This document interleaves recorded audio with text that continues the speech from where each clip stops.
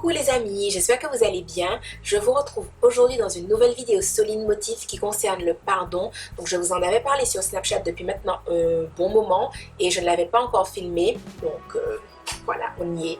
C'est aujourd'hui. Je vous préviens déjà que c'est une vidéo qui risque d'être longue, donc prenez un petit thé, prenez un petit truc à grignoter, à manger, on va passer ce petit moment-là ensemble. J'espère vraiment que cette vidéo-là pourra faire ressortir le meilleur de vous et pourra vous aider à briller autour de vous. Alors vous savez, quelle que soit la relation qui est engagée, que ce soit au sein d'un couple, que ce soit au sein d'une amitié, que ce soit au sein d'une famille, il peut arriver qu'il y ait des problèmes qui amènent à ce que cette relation soit cassée, qu'elle soit brisée. Et cette cassure, c'est souvent un déclencheur qui amène de la peine, de la rancœur, du ressentiment, du manque de confiance, que ça soit envers soi-même, envers la personne qui nous a blessés ou envers un type de personne. Je veux dire par exemple une fille qui se fait tromper ou un garçon qui se fait tromper, parfois il aura tendance ou elle aura tendance à avoir un manque de confiance envers l'autre genre carrément, au lieu juste de se limiter à la personne qui lui a fait du mal.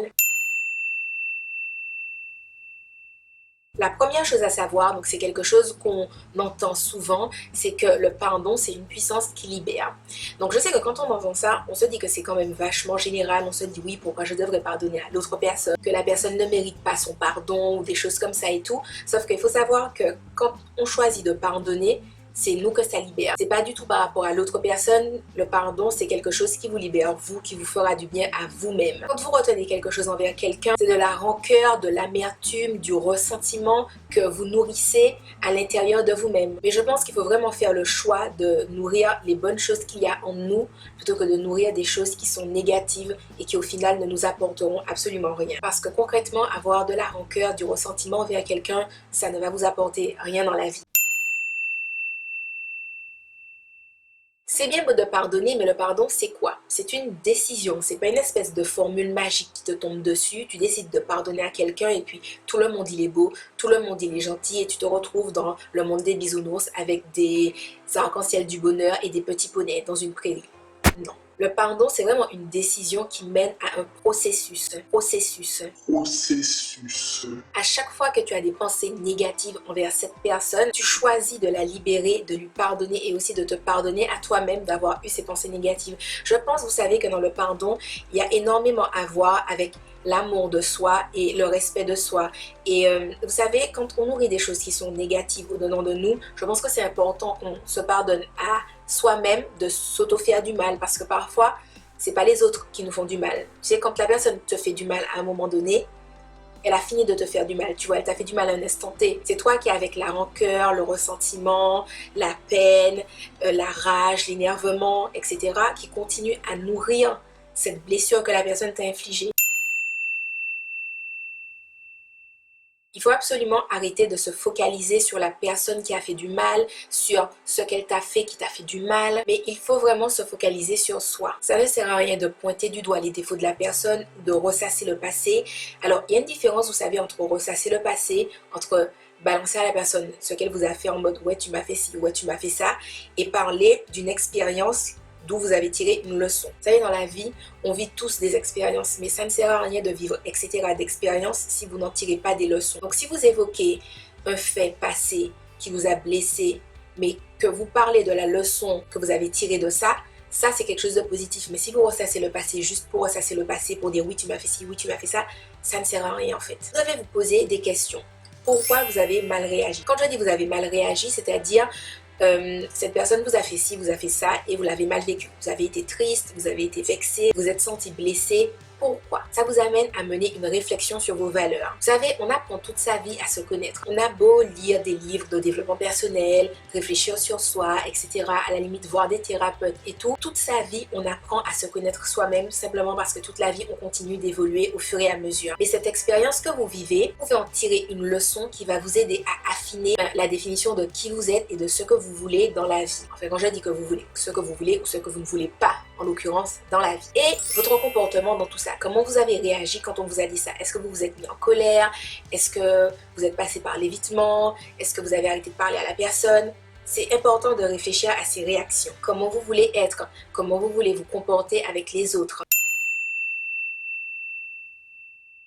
Je pense ce qui est le plus important à savoir prendre ses responsabilités. Vous savez, quand une relation est brisée, c'est la faute des deux protagonistes. Soit vous avez fait quelque chose, soit vous avez laissé faire quelque chose, mais quoi qu'il en soit, vous n'êtes pas juste une victime ou on vous a fait quelque chose et vous n'aviez pas votre mot à dire. Vous savez, même en choisissant de ne rien faire, c'est faire un choix quand même. Donc à partir du moment où vous faites un choix dans la relation, vous prenez part à la construction ou à la destruction de celle-ci. Mais le plus important, c'est que vous devez accepter ça. Vous devez accepter que vous n'êtes pas parfait et que, oui, vous avez peut-être blessé la personne qui est en face de vous, tout comme elle vous a blessé vous également. Et c'est une partie qui est difficile parce qu'on a tendance à se poser en tant que victime et ça fait preuve, vous savez, d'une certaine immaturité parce qu'on n'a pas envie de se voir comme la personne qui a fait du mal à l'autre. On a juste envie de dire oui, voilà, oui, mais moi je n'avais fait que ci, je n'ai fait que ça, ou bien moi, mon tort dans la relation, c'est de ne pas avoir agi, donc voilà, c'est par manque d'action que, etc. et tout, mais je ne suis pas allée volontairement faire quelque chose alors que la personne en face,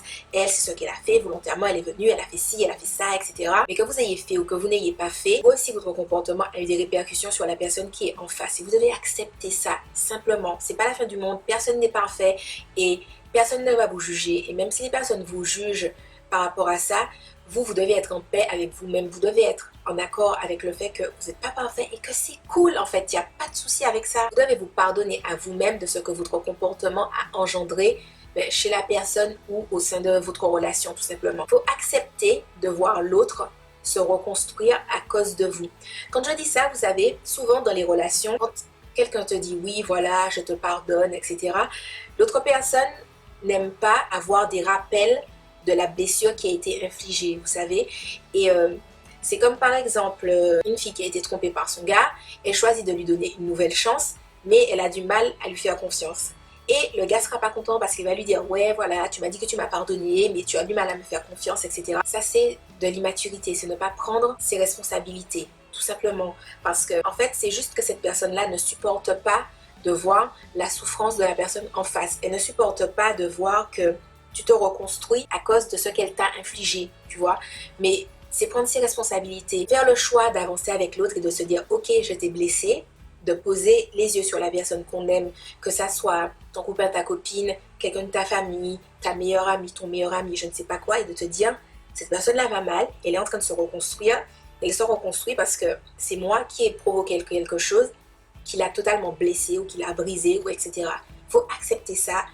Vous vivez avec et vous évoluez avec. Et à partir du moment où vous acceptez ça et que vous acceptez que vous n'êtes pas parfait et que parfois vous faites des choses qui font du mal aux autres, vous vous rendrez compte que vous allez vous libérer vous-même, que vous allez vous sentir mieux et vous serez plus apte à avancer avec cette personne-là par la suite. Quand au final tu acceptes cette situation-là, ce sont les deux personnes qui ressortent grandies de la relation. Il faut faire le choix de reconstruire la relation. Vous savez, dire à quelqu'un je te pardonne n'a aucun rapport avec reconstruire la relation. Le pardon, c'est libérer la personne, c'est ne pas retenir de choses négatives envers elle, ne pas retenir de rancœur, de ressentiment. Ça ne veut pas dire que tu veux continuer cette relation avec la personne, ça n'a strictement aucun rapport en fait. Beaucoup de personnes font l'amalgame. Vous savez, les gens vous blessent et puis, alors, tu dis que tu pardonnes et la personne s'attend à ce que du jour au lendemain, vous repreniez vos activités normalement, vous allez au cinéma, vous allez au restaurant, BFF for life. Non, en fait, vous êtes censé tirer des leçons des expériences que vous vivez. Vous n'êtes pas censé être des abrutis qui êtes là et qui reproduisez à l'infini les mêmes erreurs. Non, il faut juste se poser et se dire, si ça s'est passé, c'est bien parce qu'il y a un problème dans la relation. Réfléchir à pourquoi, le pourquoi du comment, etc. Et tout ça, ça nécessite du temps, tout simplement. Faire ce choix-là de reconstruction, c'est comme si tu fais de la rééducation émotionnelle. Et vous savez, si on regarde d'un point de vue physique, si vous vous cassez la jambe, vous savez, on vous met un plâtre. Déjà, le plâtre, ça fait que ta jambe est immobilisée pendant un certain nombre de temps. Et quand on t'enlève ton plâtre, tu dois avoir de la rééducation. Quand tu te casses la jambe, personne ne va te dire le lendemain « Ah ben vas-y, comme tu fais de l'athlétisme, recommence à courir. » Non. Les gens vont accepter le fait que d'abord tu as un plâtre, ensuite tu fais de la rééducation et ensuite tu vas recommencer à marcher tranquillement, tu vas recommencer à faire un petit peu de footing et ensuite tu vas reprendre ton activité physique et sportive, tu vois.